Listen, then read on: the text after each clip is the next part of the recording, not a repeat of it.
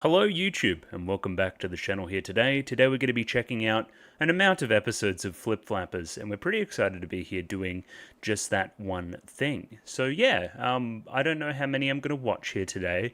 It basically depends on how much I can get out of that first episode, I guess.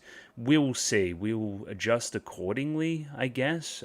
Just because, yeah, I just found out that I'm going into work an hour earlier than I thought I was as well, so that always throws a spanner into the works, but again, the best way to start the video is to start the video, and as I always do with my series, I go to the YouTube comments. So again, if you're a patron, you can leave a YouTube comment for myself. I will read it and react to the content there within, and yeah, give my thoughts. One of the perks of being a Patreon subscriber person, I guess. That is, yeah, at least one of them, along with all the other benefits, of course. So yeah, first comment here today from Bamps. Be me watching the reaction before the video. I'm going to say the episode before the reaction. Maybe that makes a little bit more sense there. Holy shit, this is like the second gayest thing I have seen.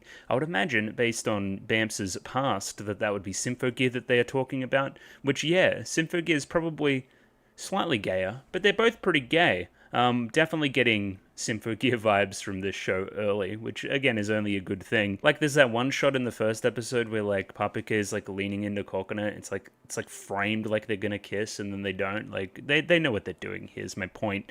Absolutely. Next comment here from Sal. Animation galore. Yeah, that's basically my takeaway from the first episode. It may even be the thumbnail for the first episode once it goes public on YouTube, something to the effect of animation galore anyway, because yeah, that is the striking detail from the first episode. I really like Kokona with glasses. I don't disagree.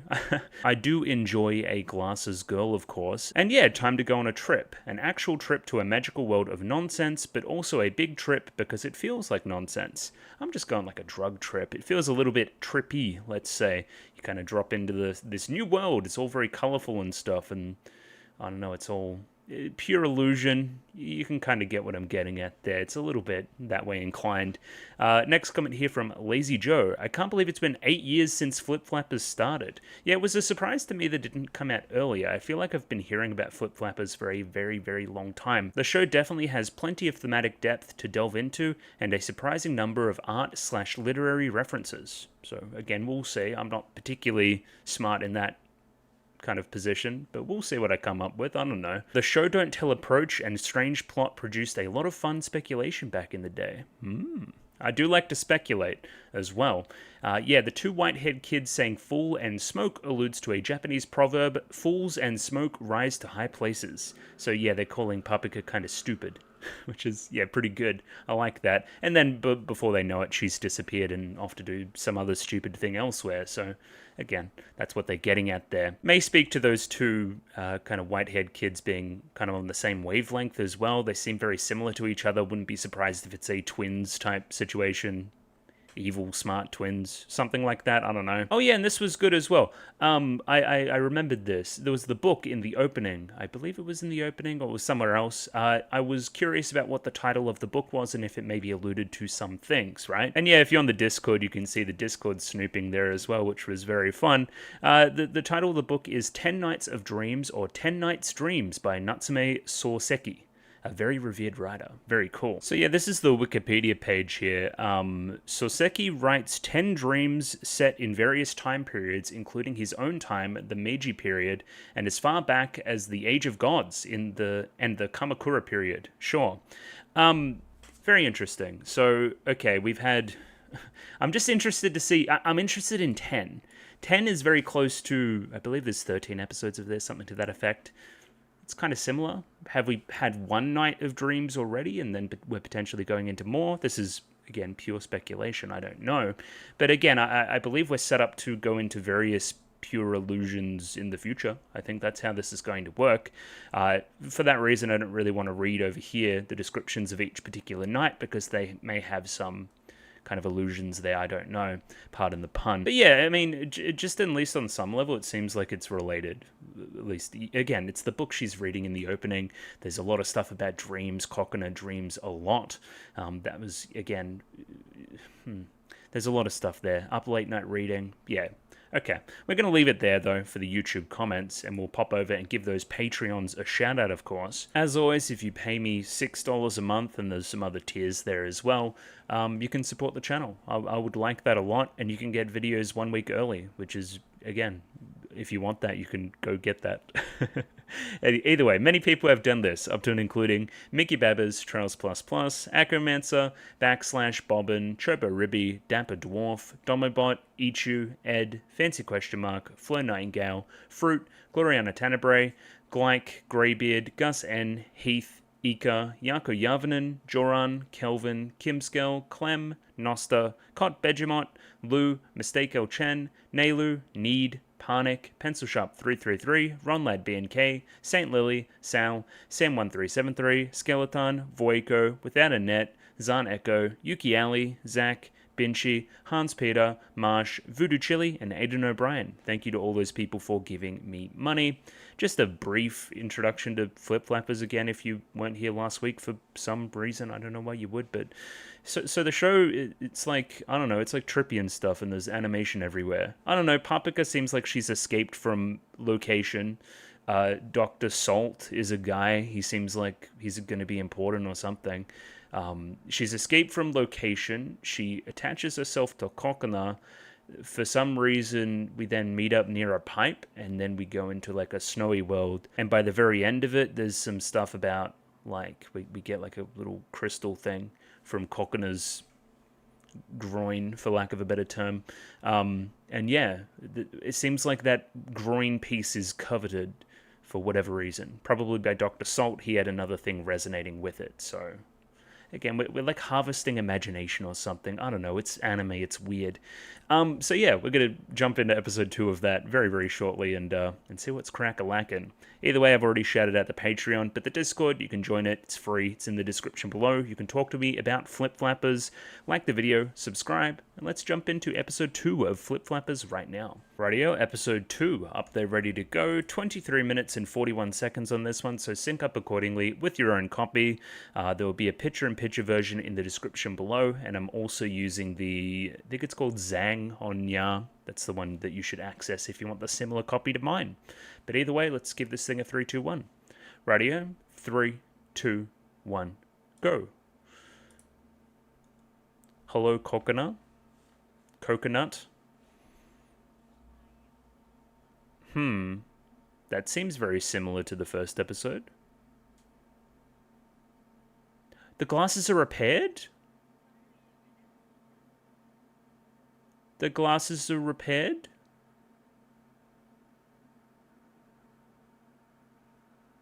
What? That's the same shot too. We're not looping, are we, chat room? Oh yeah, you're Pink Streaks. You seemed important.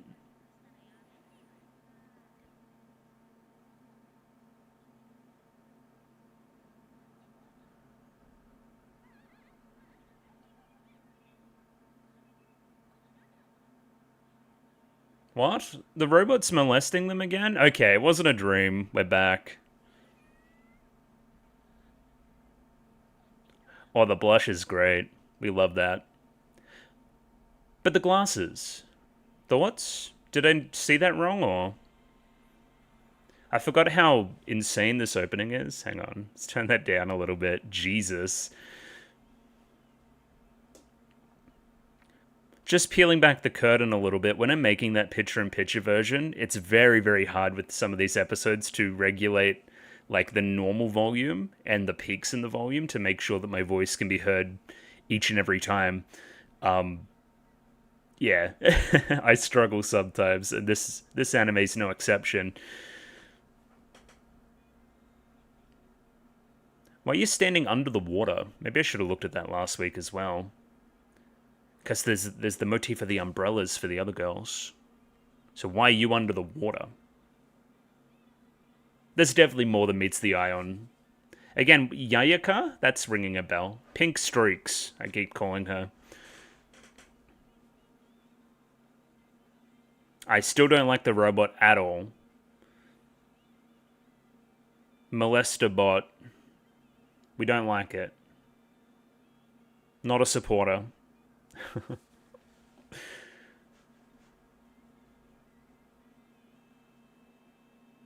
Yeah, that last shot there's my favorite one. Love it. Flea Fla Project, of course.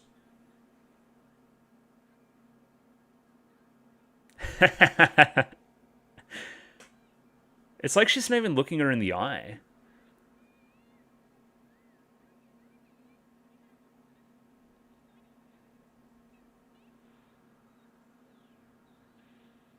Alright, I'm off to drag you off to school again. School's just up the hill. It's a hop, skip, and a jump. Why's your arm got a band-aid? Wait, you're covered in shit. Okay.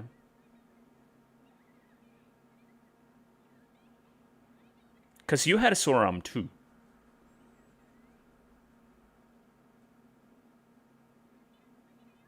Oh, finally, the fragment.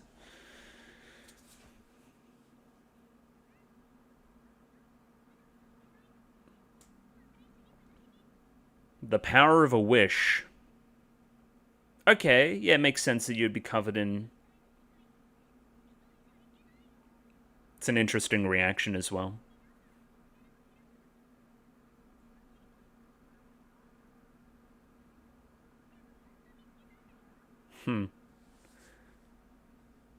Stop it, you two. Get a room. Jesus.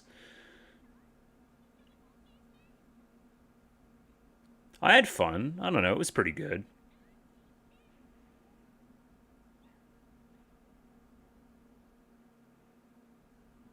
How would the momentum work there, anyway?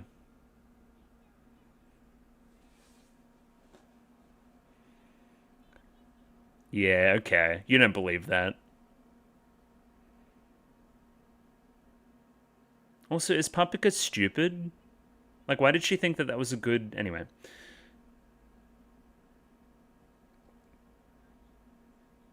Don't ask.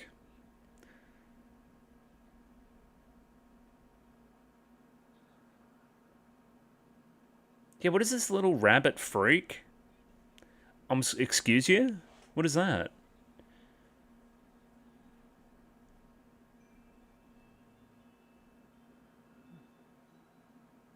Are you... Okay, just... You're straight up a magical girl. Okay. Oh, this is great. Yeah, blush. Love the embarrassment shit.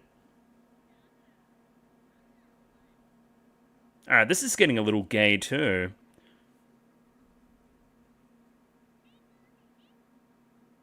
Yeah, okay. Very tropey. Love it.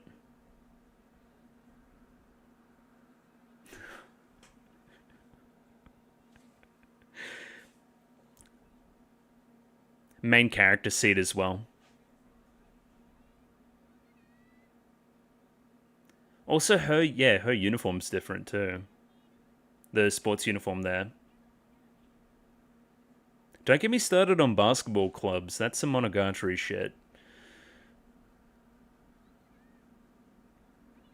What is she eating, like a giant rice ball? What? Okay, so this is like a rabbit freak?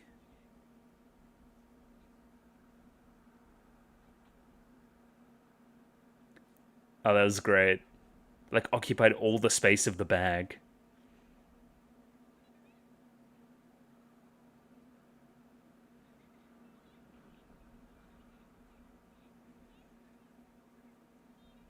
Yeah, you did set the parameters.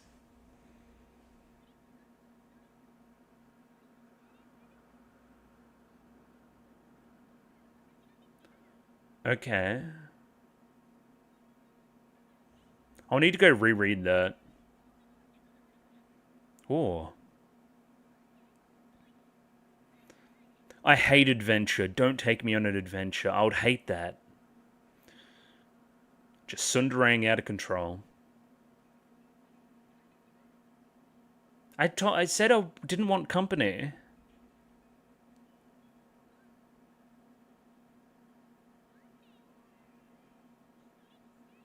This is harassment. Oh, that was great. The black bars there for like one scene.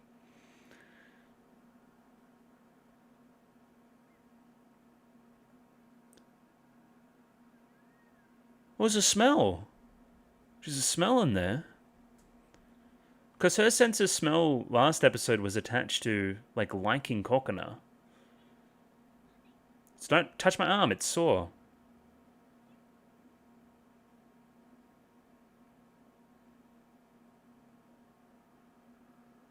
What is happening?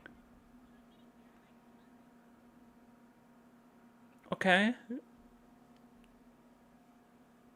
Okay. Thoroughly confused by that scene. Alright, seems like she's gone. You got what you wanted.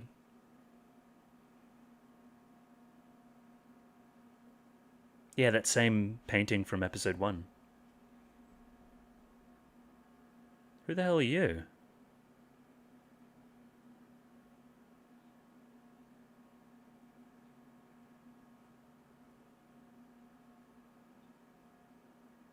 Ah.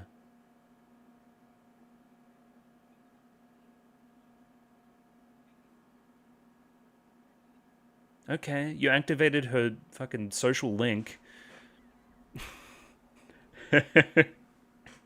Oh, discovered.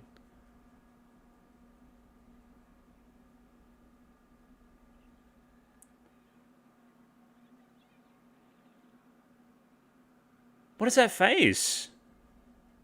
What do you want to do to that rabbit?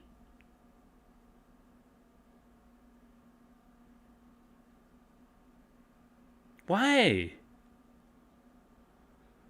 Do you just find it...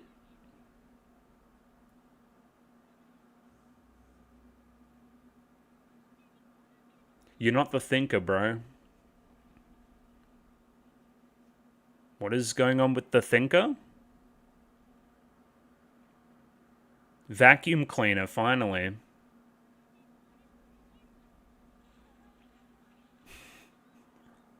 Why did the statue vacuum cleaner sunk up the rabbit?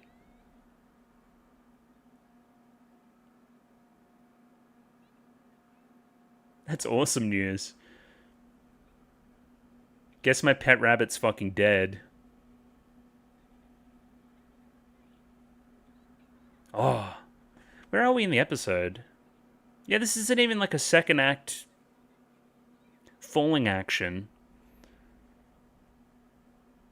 It's falling action, falling out, you know what I mean. Falling action's something else.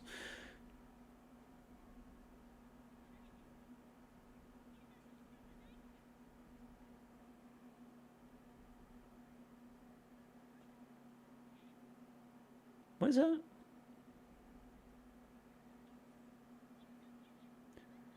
Yukuskilu. What? Okay, that's trippy as hell. Why is the thinker here?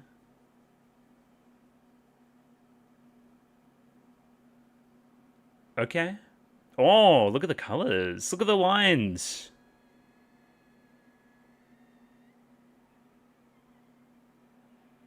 Oh, yeah. Furries? Chat, we won? Okay, yeah, they're on drugs. They're on hella drugs. Okay, don't let the creepy amoeba touch you. Whoa! I hate that thing.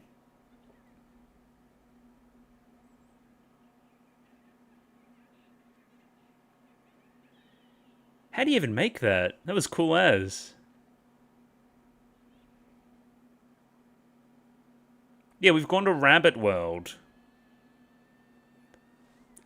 Again.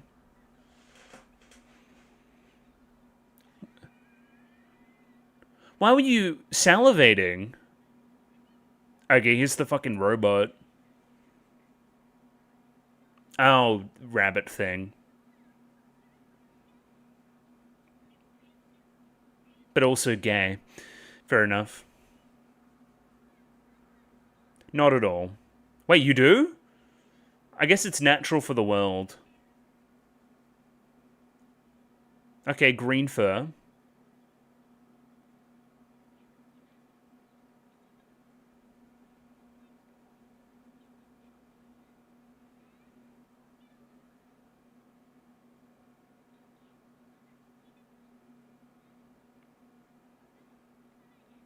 I'm gonna go do it by myself. I don't need any friends. I don't need any adventure. Who the fuck is this anime dude?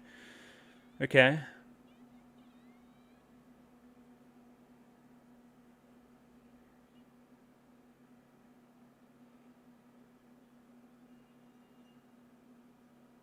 Fragment? Oh, you want to chew things. Gotcha.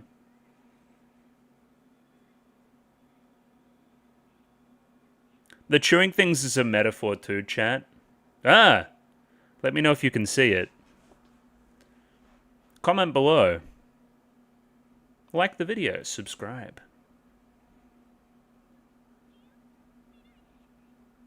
Again, yeah.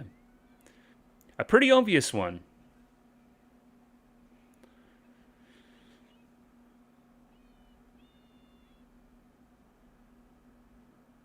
Yeah, what are these fragments? Saliva plant? True. Oh yeah, big Norska vibes off this.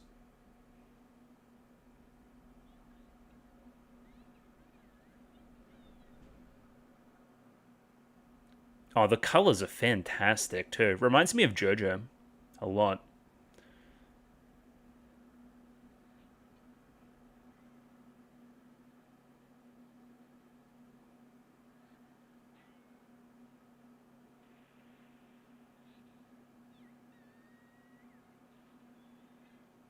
What? We turned on the machine? Okay, it seems like Papika inadvertently fucked things up. And turned on the... Oh, inside the vacuum cleaner! Oh my god. Okay, perfect. That's great. Yeah, and yeah, this is fantastic.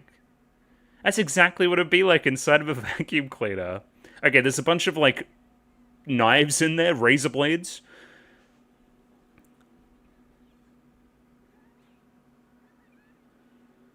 We need a hero?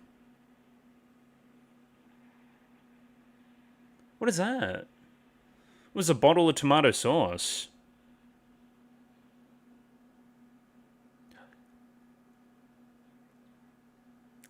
The rabbit turned into the anime boy? Okay, whatever. It's a land of pure imagination. Whatever. Why is he cool? Okay, now we're in fucking Monsters, Inc. The kind of conveyor belt of the doors. Yeah, okay, I don't remember that part. You gotta chew your way out. Surely. Yeah. You do it too. Pure illusion. That run cycle was very good. The tension is rising.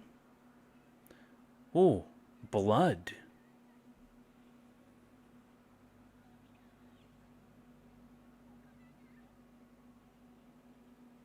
This feels very similar to the first kind of illusion. Does that make any sense? Because they're like... One party is like devastated at the potential loss of another. Does that mean she's about to go Super Saiyan? I think it does. From your ankle. Okay, sure. Alright. Any minute now. Oh, they're fucking dead. They're done. Okay, I saved. Okay, easy. Never in doubt. Oh, and she's actually like... Yeah, got that magical girl shit on.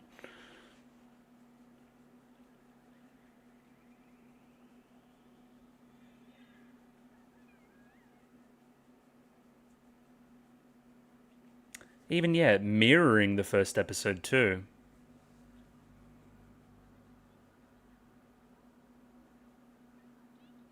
Oh, Genki, finally.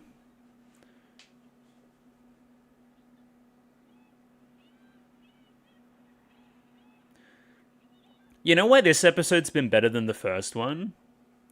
Way less robot. Oh, we're still fucked? Send help?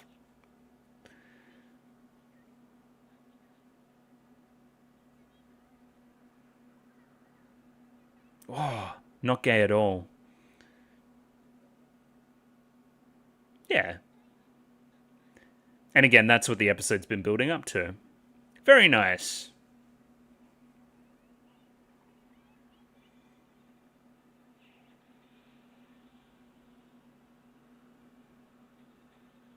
Oh, yeah. Oh, yeah.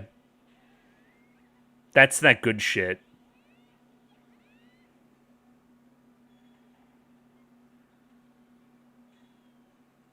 That was kind of like a love heart.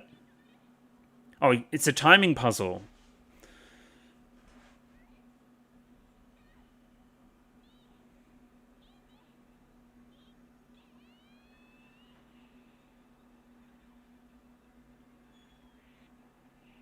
Yep, perfect. Who did the colors for this? Is that something I can look up? Do I have that power inside of me to be able to look that up? Maybe. They're very good. Ugh.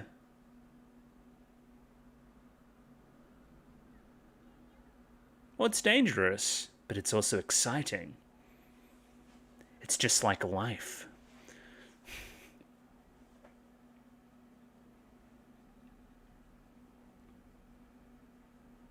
Oh, you're right, it was. It was animated very well.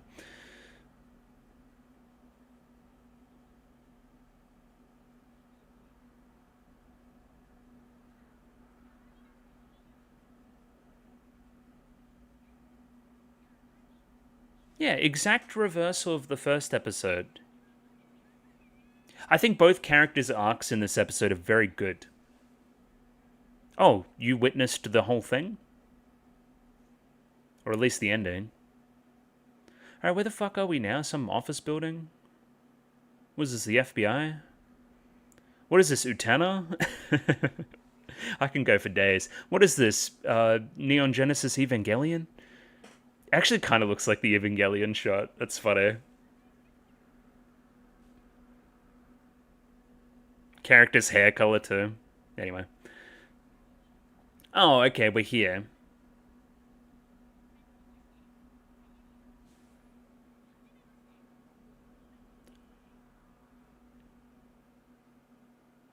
A couple of questions, chat.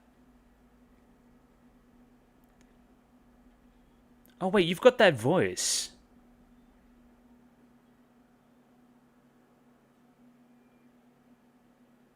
Yeah, talk some more. I know you from like a million different things. Yeah. Unless it's like a sound-alike. I forget his name. Anyway. Oh, exposition. You're also looking up her skirt. Escher stairs?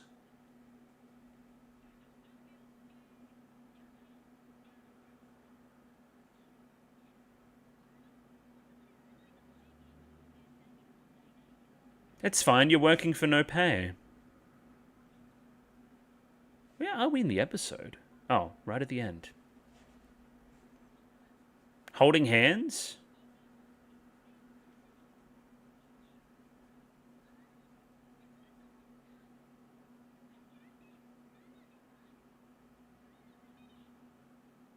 Because I'm evil. To liberate? That sounds good. I like liberation. Alright, I'm tripping again. There's fucking eyes everywhere. And then ending, right? Alright, so... the start of the episode presented a lot of fucking questions. And then we had like a Flip Flappers episode. And then the ending presented a lot of questions. So, interested to see where all that goes. The very middle of the episode there, and by that I mean 80% of it, is a pretty rote story executed extremely well. Again, it's very similar to the first episode. One character that doesn't want to jump into this, and another character that does. Each character realizes their mistake, and they come together in the end. It turns out that the truth is a happy medium. These places aren't dangerous. There is stakes to this. It isn't happy-go-lucky paprika time all the time. But also, again, in life you need to take some risks. And sometimes it is fun to put it all on the line like that. Anyway, that's my take on the whole shebang there. Glasses in the first part of the episode, and how does the ending of the first episode make sense with the start of the second? That is a question. Because it seems like Kokona gets chloroformed and then she just wakes up in her own bed. What does that mean?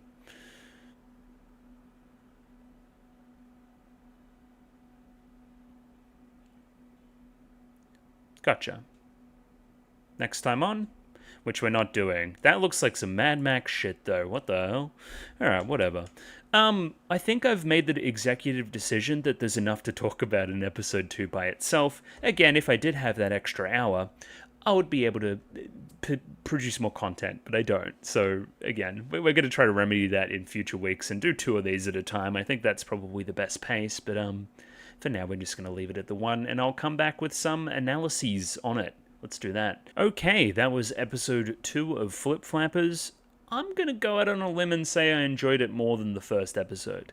Mainly because I knew what to expect a little bit more. I was established with the characters. They didn't have to do all of that legwork and could instead get to the really interesting stuff. I'm still left with the question that I had at the end of the first episode, which is, okay, but why should I care yet?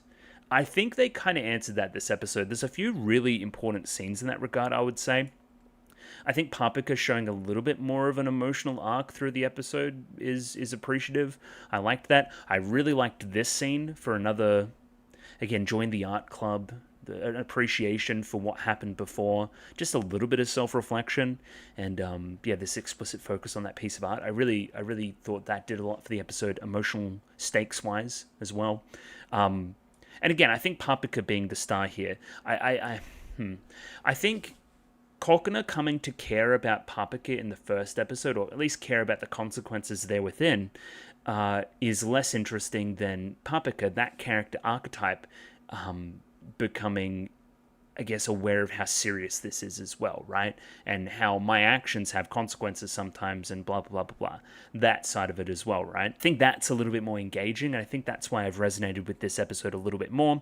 I also think the questions presented are a little bit more interesting. I've got big question marks on Yayaka, of course, again, based on the opening and a number of factors within the episode, as well as, again, we focus on it here, right? So you open your eyes, Grandma wakes us up, and then, the glasses are repaired.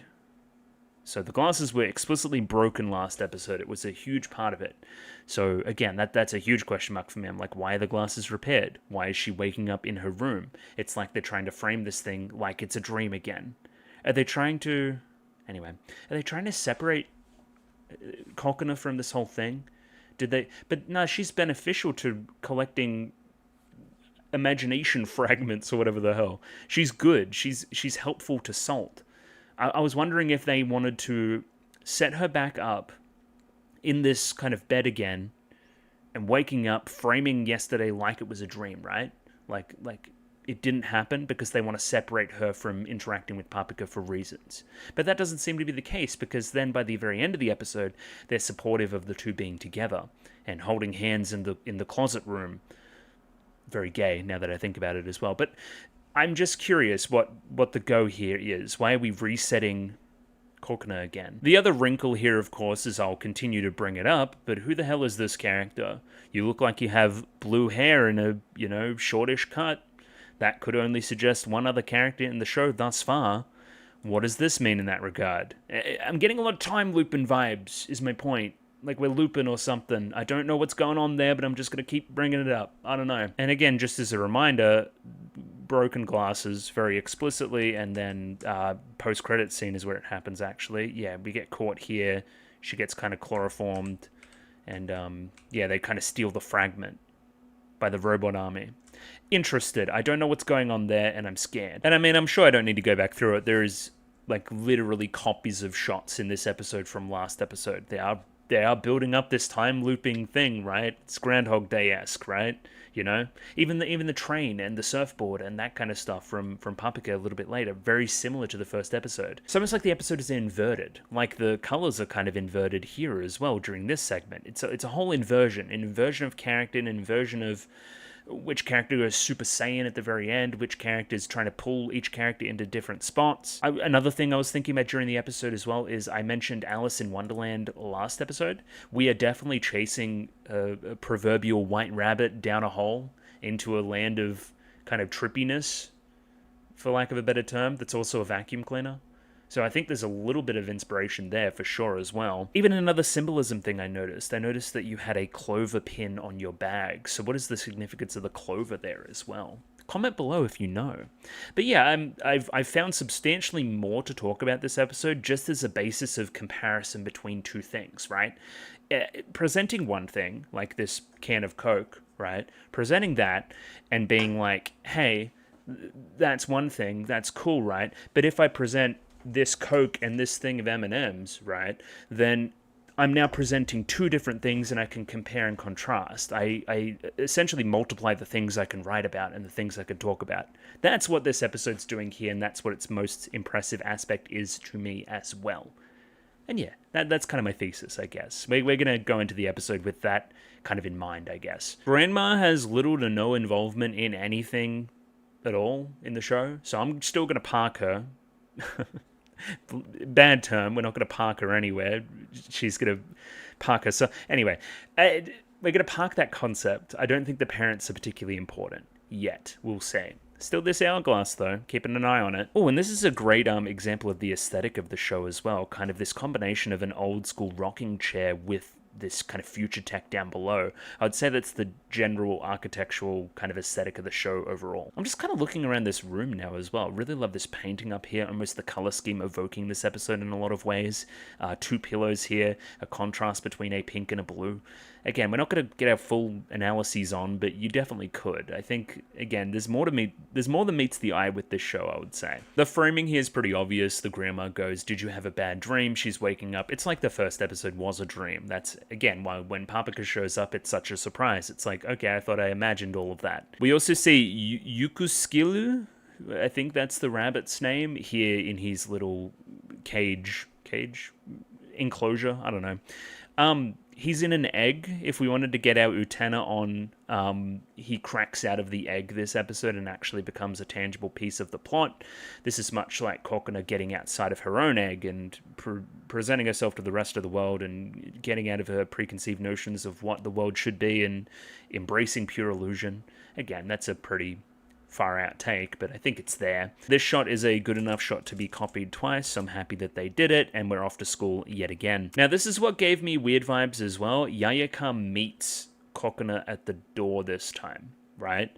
Like, I almost want to shield you from Paprika. That's what it feels like a lot this episode. The grab onto the arm in that one scene. Now, is that for gay reasons, or is it for plot reasons, or is it for both? I don't know. It could be, but like, it seems like you're very protective of her as of last episode, I guess. I don't know. I don't particularly remember Kokona bumping her arm or anything, but it seems like that's like the pain is a tangible kind of crossover between whatever's going on, right?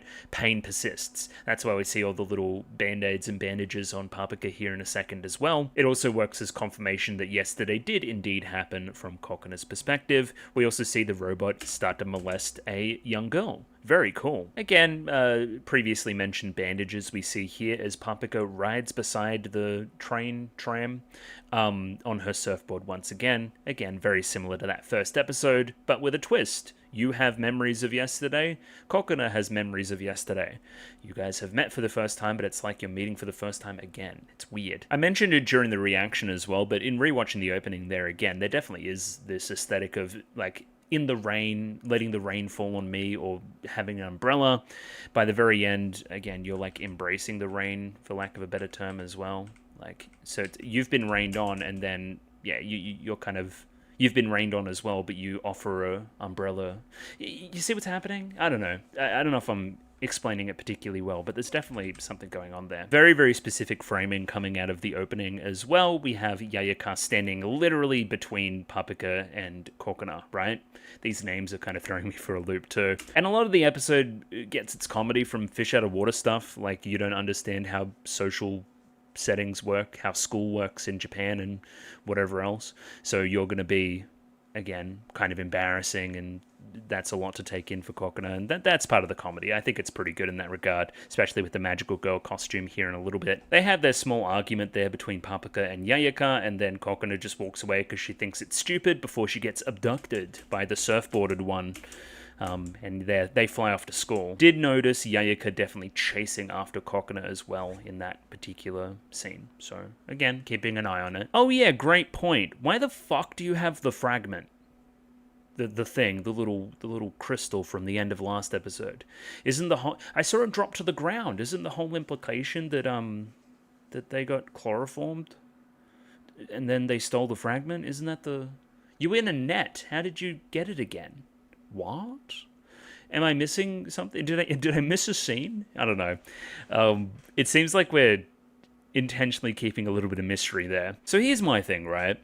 Salt clearly wants more of these things to be made.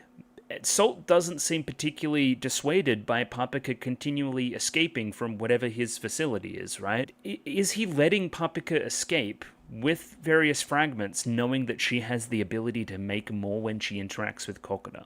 Is that what's going on there? Almost purposefully letting her escape? Because but by the very end, they're both in the closet together. But that's only because you won't come along now. By the end of this episode, you know that you want to come along, and therefore are along. Does that make any sense? And therefore are willing to go into the closet. I guess? I don't know. Well, this is a great line too. The tunnel only opens up if our feelings are in tune. That is definitely true. We saw those kind of heart rates sync up last episode. That's definitely part of it. And the feelings in tune, we'll see it here in the scene here in a second. It's both of them calling out to save Yuxkilu, or whatever the rabbit's name was. Yeah, but both of your feelings were in tune in that time, and that's why you were able to transition to pure illusion. So the more and more these two get in sync with each other, the better the kind of process will be, or easier it'll be, and that kind of thing. Again, that talks to why at the very end of the episode we kind of hold hands for but a moment, and we agree with each other, and then we seemingly transition into whatever else is next. So again, summarizing this part of the episode very quickly, because there's a lot of build-up for it, Kokona both is studious and wants to focus on herself, and she also seems genuinely kind of melancholic about something in general, therefore she doesn't want to experience pure illusion. But there's also another level to it, which is it was dangerous for Paprika, so it's out of, kind of, what's the word? Preservation for her as well. I don't want to be responsible for somebody else's death, or somebody else's pain. I've seen the pain that you've been caused from needing to save my glasses in the past, so I'm preserving your life as well by denying entry. But again, it's easier to be tsundere about it than tell her your true feelings. Then again, I'm not sure Paprika would understand those feelings regardless. Again, Paprika's just adorable as well. I really like some of her physical comedy stuff this episode, and she's growing on me a little bit. She was a little bit too stupid last episode. I think she's... Not that she's gotten any smarter. I think I'm just warming to it a little bit more. This is where Kokona fucks up, though. She says, no, people that aren't students aren't allowed to be on the school grounds. So if they find you, I'll report you. Essentially, I rules you. I'm enforcing the rules to the point where I don't want you to follow me anymore. It works as a scapegoat for, again, not saying my true feelings. But the thing you fail to understand is that I'm stupid. So what I see there is, instead of you asking me to go away, you're instead asking me to become a student, which is what she does. Oh, even the robot's in on it. He probably gives her a uniform here, no? Or not the uniform, but the magical girl costume. You know what I mean. We see it specifically here as well. There's that kind of clover on the bag. You see it there. That clover was present in the bedroom there before. Wonder if it has some significance. The only one I can think of is luck, like a 4-leaf clover. Don't know. Weird. So now let me analyze this rabbit, because I think there's quite a bit here. It's quite a multi-layered metaphor, if I'm honest. On one level, again, the physical level, it's just a trope in anime that, oh my god, I accidentally took my pet to school and now I have to hide it. It's not just anime, it's a trope in anything. I've seen this many times, myriad times, of course. But I think it works better as a metaphor. What is Kokona doing this episode? She's hiding her true feelings, as she continually hides Yukaskilla from everybody, right? That's just... it matches up, right? And then once we're in pure illusion, you take on the kind of visage of like an anime buff dude, which is cool, but also your general character traits of being a rabbit and such are presented in a way of something that you are denying from yourself as well. It's something you want to keep hidden. She doesn't want to bite onto stuff. She doesn't want to have these ears and have the fluffy tail and that kind of stuff, right? She's actively denying that part of herself. Again, you're an outward expression of her inward emotions, something I want to be hidden and something I don't want to show anybody else, a desire that I have potentially for adventure that I want to keep subdued. Again, I think that's what they're getting at with this little guy. I also just think he's cute. I think it's cool. I like this guy. Not like the robot. I don't like the robot. And yeah, some of you Magical Girl dorks can maybe talk to a more direct reference here, but this just looks like Magical Girl stuff to me. Sure, it looks good. I like it. I think it's funny, right? It's very... Again, it's a show that knows anime. You can tell that by the rabbit's design in the Pure Illusion. They definitely know what they're doing here. Again, transfer student comes in. Again, they're quirky. Again, they're a magical girl. Again, they're sitting in the main character seat. I don't know what they're directly parodying, but it's like, it's a parody. It's a good one, too. Again, this leads to some of the best comedy of the episode, I would say. I really like, again, we'll see here in a second, reading aloud and then, like, you're reacting to her every word. Completely engrossed by it. Again, works on a comedy level, works on a character level. It's fantastic. Love this editing here as well. So, again, you're running forward, and then you slam the hand down. Love the animation there as well. Again, standing between the two. And to this question, I'll ask another question. What is your problem? Why are you overly concerned with Kokona? What's going on there? Yeah, how can you stay mad at that? I love the, what was my line here again? Oh yeah, I'm a transfer student. Fantastic, love it. Here's the joke I was talking about before, and here's the main character seat I mentioned elsewhere. Again, keep an eye on this, it's a pretty fun trope. Again, generally that back corner, generally, is where you spot the main character, I think, based on...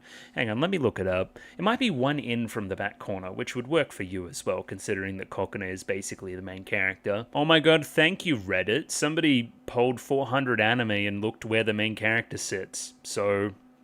Yeah, I mean, that's where the main character sits a lot. Again, both can be classified as that main character seat. No one ever sits at BB, or B5, I should say.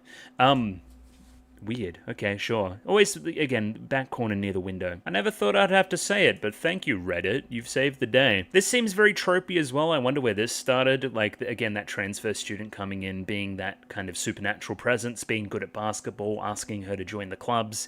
Again, note the uniforms here. You've kind of made your own uniform. Wish I had the translation for the shirt, too. That'd be fun. Yeah, the blue versus the red. Again, that major contrasting color set of the whole show, I would say. Yeah, they're just piling on the tropes. The giant rice ball, I know that's one as well. Again, it all works in the kind of service of embarrassing Kokona. That's all it's about. Carrying on the metaphor I was talking about with Yuke's skill as well. Again, I find my own little special hiding spot at school. I'm able to, show my innermost emotion in this spot by myself, but I hide it whenever somebody else comes around again, right? Yeah, it definitely seems like, okay, you're just adorable as well. I became a transfer student because I wanted to be here with you. Gay. We've said it many a time. But Salt said so. Salt said that this was the thing I should do. I should become a transfer student and I should continue to harass Kokona.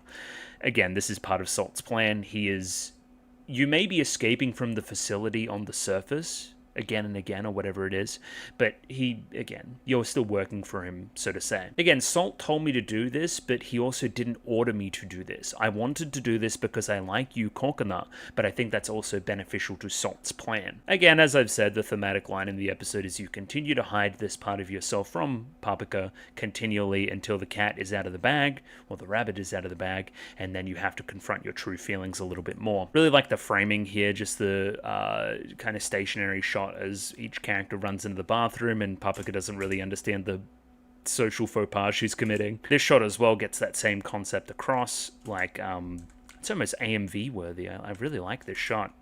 So yeah, kind of trying to catch up to her. The walk cycles here really good.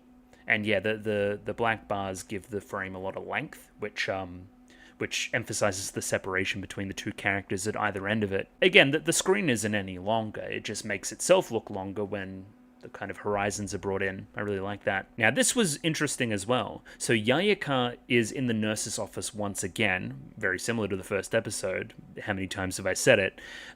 You smell something bad, which causes you to want to be away. Why are you near the smelly girl? Okay, so let's take Papika's smell as established from the first episode. I liked the smell of Kokona. I thought that she seemed like a good partner based off her smell. She seemed like she would produce pure illusion or whatever the hell. So I'm with her, and I'm all about her and that kind of thing. When the inverse is true, does that mean that the character is bad? Does that mean the character's bad news and is trying to get in the way of whatever this is?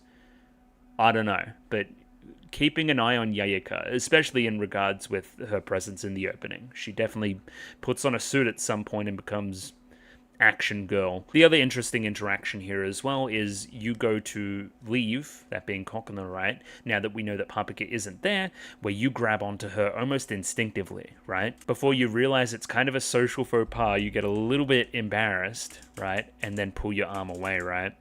And don't really understand your feelings. You gotta be direct with people like her or they won't get it. Why aren't you direct with us, the audience, or Kokona, right? You've clearly got something cooking. Yeah, you talk a big game, but you're a hypocrite. Now from here, this leads to probably my favorite scene of the episode, that being the painting scene. So you look around this empty hall in the school, once you're back here, very much emphasis on you being all alone in this regard, and you're almost lonely. You almost enjoyed the presence of Papika chasing you. However annoying you made it seem in the moment, you really did enjoy it. And you can tell that from the editing and from the kind of lack of sound here. This episode's been full of sound, and now this is the part where they cut it out. You almost dour walking back to wherever you should be, right? You know? And then you look over at the painting. Damn, it all seems very lonely. This serves as a reminder of the episode that we just went through, episode 1, right? This forest, it looks dark and scary. It also reminds me of your dream from the first episode as well. If I was to stretch a little bit as well, the kind of that dream on the water, on the boat with the girl. There was also some great stuff in the Discord about how various optical illusions were used in the first episode. Famous ones are kind of parodied. I thought that was very good. That's the kind of content you can expect from the Discord as well. And now we have this character. We don't have a name, but you're like art club girl. Let's call her art club girl. She comes along and notices that Kokona is looking at the painting. The painting's gorgeous as well, by the way. And they just have a small moment, right? It's scary. It's scary, but... And then when you say but, you're thinking about all the good times that happened in that first episode as well, because there were some, right?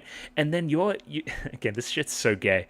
You're so very interested in her reaction beyond it's scary, right? It's scary but comforting. It's scary but fun. It's scary but pure illusion. All these things, right? You're very interested. Yeah, I love this interaction. The emphasis on the but is almost the basis of art analysis as it stands in any sense. Let me explain. You look at this painting back here. Let me get a good shot of it. You look at this painting back here and you go, it's scary. Yeah, it looks kind of scary. Where it becomes interesting is the but, right? It's scary as surface level, but infers a personal analysis. It infers a contrary belief to the common norm.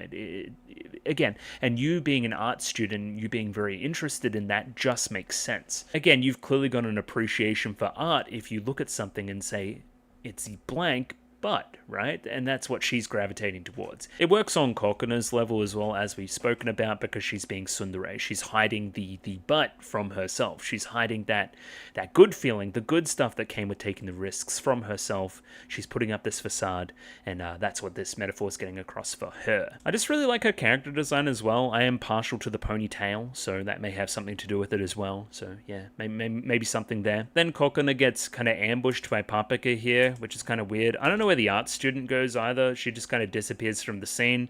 And also Papika has a weird face about the rabbit. It's like she's gonna eat it or something. It's weird. Oh no, she's still there. She just saw the whole scene and she's like, what the fuck is all of that? So the thing about Papika and the rabbit is you smelled the bag before and you were kind of like, oh, smells tasty. You're having lunch, right? Do you just want to eat the rabbit? Are you like a Sicko? I don't know what's going on here. Again, take it a step further, wanting to eat the rabbit. The rabbit represents all the things that Kokona is hiding from you. You want to consume that. Anyway, it's gay, but it's also good. It's character stuff. It's wonderful. So now, I don't know what the vacuum cleaner is about. I guess it's just a conceit to get us into the pure illusion world. Sure, makes sense. I think it also fits with kind of the aesthetic of what this whole world has going on, as I've talked about, similar to the chair with the grandmother. Kind of, again, you got this very traditional thing on top with this very futuristic thing underneath. Very similar to these artificial gardens, these kind of grassy fields and that kind of thing. They look like they've been turfed. It looks all very... I don't know, it's the illusion of something normal, when in reality it's this futuristic world. Either way, Yuka's skill gets sucked up by the vacuum cleaner. Very not good, very bad actually. And this leads to Kokona snapping a little bit, you would say, right? This stuff always happens when I'm around you. Why are you like this? You're wild, pushy, and have no sense of danger. Again, when pushed, this is what Kokona, or at least part of her, actually thinks, right? Instead of hiding these emotions like she was previous in the episode by saying, you're not a student, I'll kick you out, you don't belong here, you're being annoying, all these things. We're getting to the root of what the actual problem is with Paprika, right? What I'm actually concerned about, right? What if you got killed? You don't understand danger, and I can't be around that. You're not mature enough, you haven't grown up, all these things, right? That's what I'm concerned about. I'm concerned about your own self and preservation and that kind of thing. That's why I don't want to get too close to you, because I'll become too attached and feel somewhat responsible for your death. Even then, I thought you would die. Again, we're getting to the heart of the issue here. Go away and don't come back. I don't want to go on your stupid adventures. Don't care, not listening, didn't ask. Plus, I heard a cry. And yes, that sound was apparently the rabbit. We heard it from inside here, and at this exact moment, their emotions are in sync. We both want to preserve the life of the rabbit. So we both call out to it, and that's when we're both transported into pure illusion. Really love that shot as well, that kind of mirroring. We're on one side of the mirror of the object, and now we're inside of it. Just happened in a split second there. And as opposed to this kind of blotchy, inky kind of blackness from last episode that we fall into, it's a little bit more of a void, courtesy of the vacuum, I would say. What does the thinker have to do with any of this? Dunno. Can't make a connection there. Don't know what's going on. This guy, it's the thinker, right? I think it is. I don't know. I think it is. You know what I mean. So yeah, immediate praise for the art style change here. I think the color work is absolutely fantastic, and I wanted to find out a staff member that was potentially responsible, so let me go digging. I guess this is the best you're gonna get. This person, what is their specific role here? They did the color design for the show in general, as well as the color setting and color checking for episode 2 in particular. Shoutouts to Yasuko Suenaga. I thought that they did a very fantastic job here. Reading through the rest of this stuff, I can't see a specific trend or anything. I would say potentially some of this Pokemon stuff is a little bit of a thing, but no, you're not working on the colors there at all. Oh, that's of course what it is. It's Oreimo. That's what I was thinking about the entire time. Definitely. Anyway, bad joke aside, the other one I wanted to find was the voice actor for Salt. Where is Salt? Kenjiro Suda, sure. And yeah, this is definitely the guy I was talking about. He's that one guy in Jujutsu Kaisen and like a bunch of other things. I'm sorting my favorites. Yeah, he's like in everything. Seto Kaiba, the guy from the Way of the House Husband. He's in Golden Kamui apparently. Yeah, he's in everything. My Hero Academia. He's that guy. You know what I mean. So yeah, it's definitely the guy with the voice, which is good. But yeah, shout out to the colors and the art style and everything. It's all very trippy. It's all very Alice in Wonderlandy, as I've spoken about. It's just good stuff. And also furries. So shout outs to the furries. They're getting fed this episode. We like that. And the general aesthetic sense of everything didn't make much sense to me until I figured out that, oh, this entire thing is just a vacuum cleaner. Right? So we've sucked in a whole bunch of like dust and shit, and that's what's making all these kind of different particles in the air and that kind of thing, right? And all these little weird amoeba creepy crawly things. Also, yeah, love the trippiness of this entire design. I love the animation work there. All those transition points. And again, upon hugging her is when you transition back to your normal self. It's extremely gay. And then we both realize that we're rabbits, and then rabbits like to chew on things. That's the whole aesthetic here, right? So let's talk about a psychological analysis of these characters, right? Paprika Paprika see thing, Paprika get thing. She doesn't think about it, she just does, right? She has no barriers within her own mind of her own desires, right? She just goes and gets them, right? Where you've built up all these artificial barriers in your mind of actually pursuing what you actually want, right? You're a tsundere, you put all these things in place of producing your actual feelings.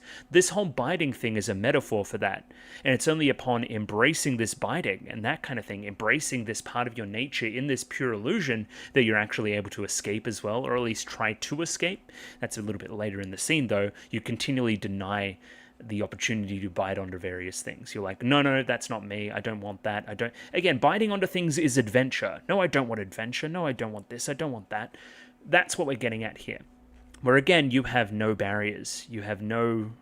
You're not inhibited at all. You just go for it. I don't know why, but it feels really good to chew on various things. Again, it's because you're a rabbit. And again, you just do what feels good. You don't. You deny it at every opportunity. So you did find like a big chunk of green fur as well. You want to save your rabbit, so that's what they're going to go and do. Go find Yukaskilu. Paprika is less concerned with the overall fragments and the pure illusion and that side of it. She just wants to save her pet. Again, didn't you listen to me before? I don't want to be dragged into one of your adventures. You just stay put. Whatever you do, don't follow me. As we see in the foreground here, we see like, again, it's made to look like, this looks like the guy from Gurren Lagann, and it's just like in the foreground. I'm like, oh, look at this dude. It's just the rabbit. Again, they know what they're doing here. He just looks cool. Again, it's not hard to see this metaphor that I've explained as well. You look back and you see Paprika and Paprika and the robot following you, and then you look forward and see something you want to chew on. Both of you deny yourself from both. That means they're the same. Again, this desire to chew is a desire to embrace Paprika as well. Oh, love this shot. You can't it can't escape from your mind. This is great. This feels like it's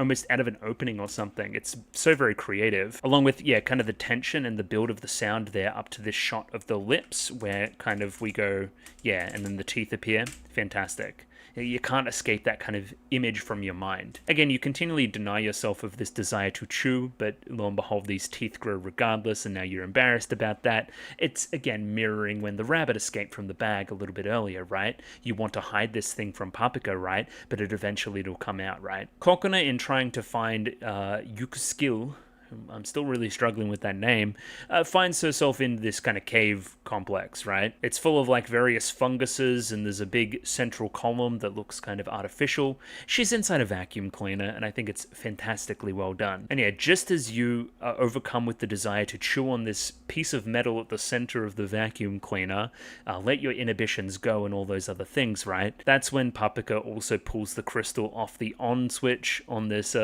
vacuum cleaner, and inadvertently turns it on, causing pain for Kokona. That's bad. So again, this is what I mean where both character arcs are working. We've talked a lot about Kokona and her suppression of her actual desires, right? But this is what Kokona was saying about Paprika coming true. You're like a walking disaster, your chaos theory incarnate.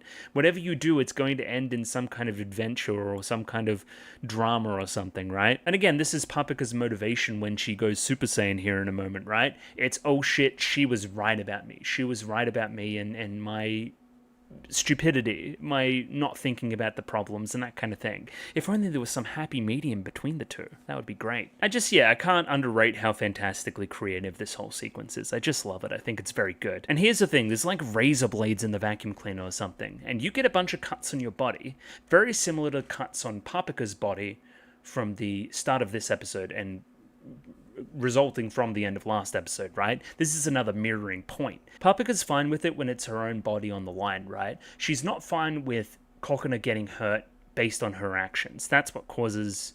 Again, both of these characters, they're so concerned for one another that that's what their grand motivation actually is the entire time. They're just concerned for each other. And yeah, seeing this danger befalling Kokona is terrible for Paprika. She hates that shit. Lo and behold, she was saved in the nick of time by the anime rabbit himself. He's here. From here, it gets a little bit weird. They get like trapped in a cage and do a loop-de-loop, and then they go to like, I don't know, it's like the end of Toy Story 3 combined with Monsters, Inc. You know what I mean. Not even the end of Toy Story 3, you know what I mean. The climax. Love this moment here for Kokona when they think all hope is lost. She embraces this side of herself that she's been suppressing, and if only she embraced it earlier, she probably could have saved herself. It's the only thing that seemed to actually kind of work here. Again, embracing this rabbity side of herself, the part, again, in the first half of the episode she was trying to suppress, trying to hide in the bag. Great. Love it. Either way, Paprika is stressed. Kokona is about to be burned alive, and it's entirely my fault. To the point where she's smashing her fist on this thing and it starts to bleed. Again, no concern for her own health and safety, only concerned for Kokona. Again, even willing to get hurt for the sake of Kokona's glasses last episode. So again, absolutely obsessed with her. Perfect placement of the flashback here as well. Paprika internalizing all these things that Kokona said, right, when she was at her lowest moment, when she was actually being honest. And yeah, that turning out to be the desire that produces this transformation, right? You were kind of right about me, I am dangerous, so now I have to activate this hidden power in order to save you. So here's my thing, you were in this magical girl costume the entire time, right? Right? Am I stupid? Like back here, kind of? Yes, you were, okay, for sure. Yeah, because you're definitely in it by the very end, and I think it's purposeful. It's very cool. Yeah, this shit's just fucking awesome. I don't know. I like it. The colors are fantastic too. That same soundtrack as well from last episode, one of the ones I really did enjoy, playing at the exact same moment. Again, this shot literally mirrors the shot from the first episode. Let me bring it up now. Yeah, very, very similar to this whole shebang, right? Yeah, very, very, very similar. You look awesome, and the kind of the reverse angle there, kind of amazed at their transformation. I'm wondering if both will ever transform at the same time. That would be cool to see. I wonder what would need to happen for that to happen. I don't know. Are they just going to keep saving each other? I don't know. I don't know how the structure of the show is going to go. I do like the explanation for how you're feeling. You just kind of feel Genki. That's how the transformation feels. It's like euphoria or something. Yeah, it's cool.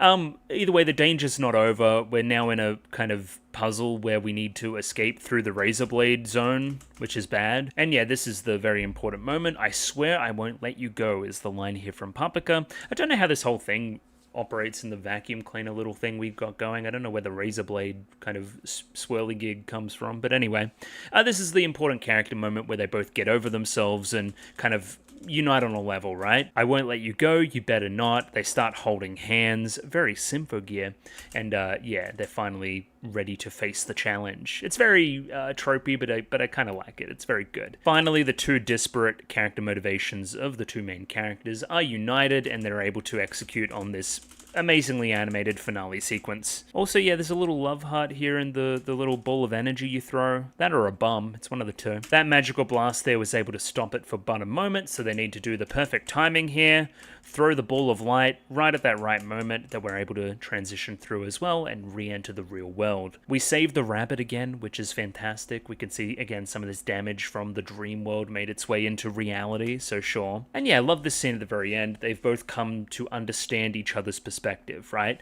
I understand what you say by saying that the world's dangerous, but now I also understand what you're saying by it's fun. I had a great time in there. What we did at the end, it was kakui. It was awesome, right? Will you go back again? So again, that reversal of the first episode. Instead of Paprika inviting Kokona, it's now Kokona inviting Paprika. They're now united on the level. And again, still very tsundere. I don't mind going with you every now and again. Now, I don't know what Yayaka saw. Did she just see the very end here and is kind of like, what the fuck? Or did she see the whole thing where she's going to be like, what the fuck? Like, way more. I don't know. Either way, you guys go into fucking Mikage's elevator here. There's a fucking CIA agent that comes out the other side, so I don't know what's going on there. Put Evangelion elevator shot here too, because I think they look kind of similar. I don't know if it's a reference or anything, but I don't know. I liked it.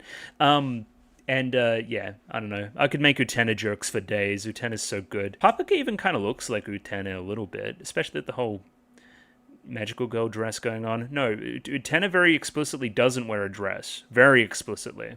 Bad if she wears a dress. We end the episode here by... Now this is confusing to me. Paprika introduces Kokona to the rest of the crew, and it seems like she's now working for Flip Flap. I don't know when this happened, but it did. Again, if we're going to go on adventures every now and again, maybe that's what this is. This is now and again. I don't know. What we seemingly have been doing previously was transitioning into pure illusion outside of the bounds of this company, right? But again, at Salt's still in control, I think. Now we're going to do it through this company, through this agency, I think. I don't know. I really like this as a point of comparison as well. You're one of the only other characters that has glasses as well. One of the things that kind of characterized Kokona very early, hiding something. Not showing true intention. Maybe that's what we're getting across here. You can't see his eyes, Again, I think he just looks fucking awesome too. I don't know. They can design characters in this shit for days. They look really good. Keep a fragment on you. Take them to Thomason. I don't know what any of that is. We're just going to park that in the back pocket, I guess. I like this guy's little fucking torch UFO. That's pretty cool. I like that. Retrieving the fragments from Pure Illusion is your job from here on in, and that's when we put them into this closet together. And yeah, it's essentially slavery. You're being enslaved to make us crystals. Through imagination. And again, here's that thing again, right? You're in the dark, you're scared, right? Isn't this kind of that darkness, that similar thing that's kind of characterized each other Pure Illusion thus far? But here's the other thing. Their emotions are united here at this moment. They're both holding hands together, another important element. They're both, again, in that same mind space. It may be scary, but we're looking for adventure. Right? And we ask the question of Salt here, what are you doing this for? And he says to liberate Pure Illusion. Now that's a question for another day, I think, because I don't really know what's going on here. Instead, we get all trippy again, and we start to see eyes in the walls. And then I disappear. I disappear from this plane of reality, only to appear next episode, once again, hopefully. Again, based on the ending, it seems like we're going into another illusory world.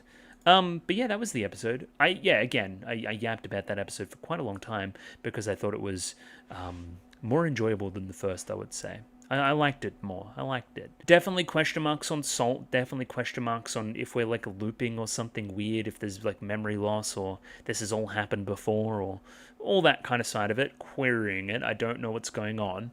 I think, again, where this episode shines is the character motivation and the color work. I think they both really, really stand out here. Kind of this understanding of this character that has hesitations, right? But isn't really truthful with the other party. And this character with no inhibitions at all that doesn't understand the danger of what they're getting themselves into, doesn't potentially understand that they're also being manipulated by somebody, potentially Salt. So again, a character that's too not naive enough and a character that's too naive, I would say. Yeah, and kind of uniting on that level, understanding that they really care for each other and moving from there. That's what I'd say the episode's about, and it does a fantastic job at doing it. Great visual elements, great colors, great animation, great show. I'm really loving it. I don't know why more people don't talk about this one. I haven't heard as much spoken about it that should be spoken about it, right? Based on these first 2 episodes. That's what I would say. Anyway, I'll be back next week, hopefully for 2, because hopefully I'll have time. I'm projecting that I will have time. The video may just be a little bit late, we'll see. But yeah, I'll see you guys then. Thanks for watching and all that. Discord, Patreon, like the video, subscribe, and I'm out of here. Thank you for watching. I'll catch you next time, and peace out, I guess. Like that. Peace sign, sure.